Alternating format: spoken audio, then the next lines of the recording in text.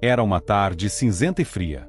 As ruas de São Bento estavam quase desertas, com poucas pessoas se aventurando pelas calçadas molhadas após uma leve garoa. João, de 25 anos, caminhava distraído, sem um destino claro. Depois de uma semana difícil no trabalho, ele precisava de um tempo para si mesmo, para pensar em como sua vida havia se tornado tão previsível e monótona. No fundo, sentia que algo estava faltando, um sentido ou uma aventura que o tirasse da rotina. Foi então que seus olhos captaram algo estranho. Em meio a lojas fechadas e abandonadas do centro antigo, ele avistou uma pequena vitrine iluminada por uma luz fraca e amarelada. A janela estava empoeirada, e o letreiro acima da porta exibia letras desgastadas: Antiguidades Moretti. João não se lembrava de ter visto aquela loja antes, mesmo tendo passado por ali várias vezes. Curioso, aproximou-se da entrada. A porta rangeu ao ser empurrada, e um cheiro de mofo e madeira velha invadiu suas narinas. O interior da loja era um amontoado de móveis antigos, relógios de parede, espelhos e todo tipo de objetos que pareciam ter sido esquecidos pelo tempo. Atrás do balcão, um homem magro e idoso, com cabelos grisalhos, observava com um sorriso enigmático. "Bem-vindo", disse o homem com uma voz arrastada. "Sinta-se à vontade para explorar. Aqui, cada peça tem uma história." João passeou pela loja, admirando os objetos. Havia algo peculiar no ambiente, uma aura de mistério. Ele se deparou com uma pequena caixa de madeira, entalhada com símbolos estranhos, que repousava em uma prateleira solitária no fundo da loja. A caixa parecia antiga, mas bem conservada, com detalhes que chamaram sua atenção imediatamente. "Gostou dessa peça?" perguntou o homem, surgindo silenciosamente ao seu lado. "Sim." "O que é isso?" João respondeu, intrigado. "Ora, uma caixa muito especial. Foi encontrada em um mercado distante, em um lugar onde o tempo parece parado.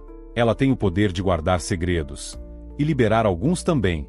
João riu, achando que era apenas uma estratégia de venda. "Quanto custa?" "Para você, apenas R$ 50. Um preço justo por algo tão raro."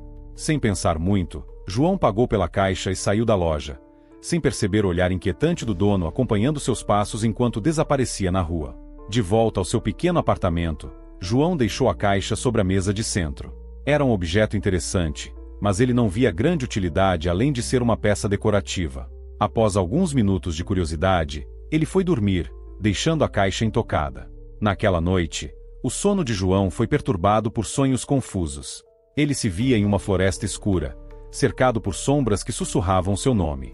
As vozes eram indistintas, mas ele sabia que estavam chamando por ele. Acordou suado e com o coração disparado, ainda com a sensação de que algo observava do escuro.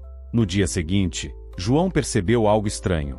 A caixa que ele havia deixado sobre a mesa estava aberta. Ele não se lembrava de tê-la aberto, e mais perturbador ainda, dentro dela havia um pequeno amuleto, um medalhão de prata que não estava lá quando comprou a peça.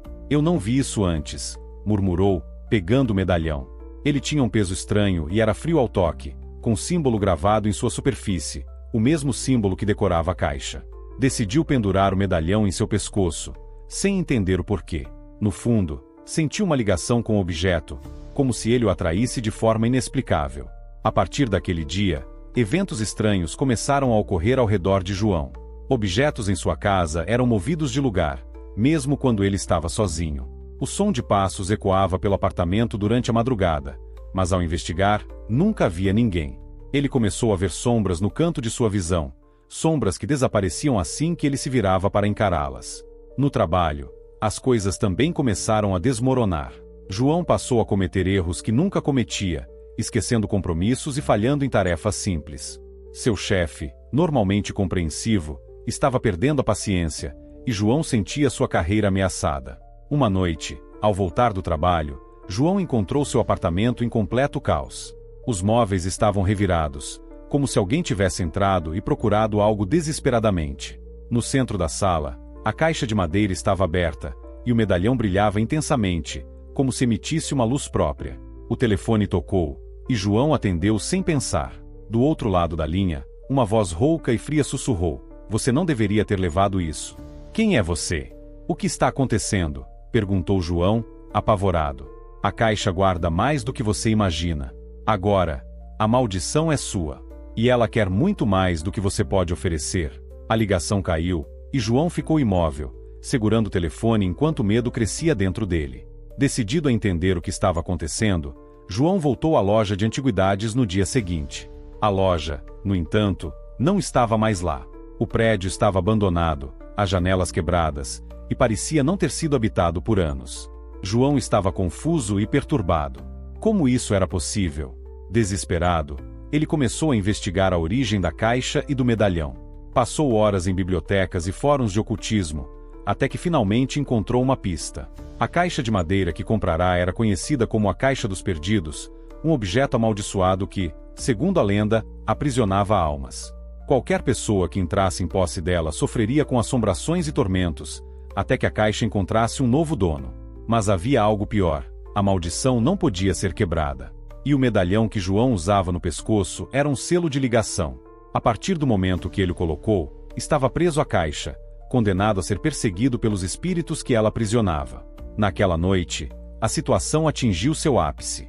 As sombras que João via se materializaram. Criaturas grotescas, com formas distorcidas e olhos vazios, surgiram de cada canto do apartamento. Elas se aproximaram lentamente, seus corpos sussurrando e gemendo em línguas esquecidas. João correu, tentando escapar, mas sua porta não se abria. Ele estava preso. Os espíritos se arrastavam em sua direção, seus braços alongados tentando agarrá-lo. No centro da sala, a caixa brilhava com uma luz sinistra, como se estivesse viva. No último momento, João se lembrou da única coisa que poderia fazer para acabar com tudo: passar a maldição para outra pessoa. Ele sabia que, para se livrar da caixa, teria que entregá-la a alguém, como o antigo dono da loja havia feito com ele. Desesperado, João pegou a caixa e correu pela noite escura até encontrar uma pessoa solitária vagando pelas ruas. Um homem de meia idade, distraído com seus próprios pensamentos. Com um ar de desespero e culpa, João se aproximou, oferecendo a caixa como um presente, dizendo que era algo valioso e único. O homem, surpreso, aceitou o objeto sem questionar. Assim que a caixa deixou suas mãos, João sentiu um alívio imediato. As sombras se dissiparam, e o medalhão em seu pescoço perdeu todo o brilho. Sem olhar para trás, João correu de volta para casa, com a consciência pesada, mas sabendo que tinha escapado. Ele sabia que a maldição não havia sido quebrada, apenas transferida para uma nova vítima. A loja de antiguidades e seu dono haviam desaparecido, mas a caixa continuaria a passar de mão em mão, levando tormento e desespero a todos que ousassem possuí-la.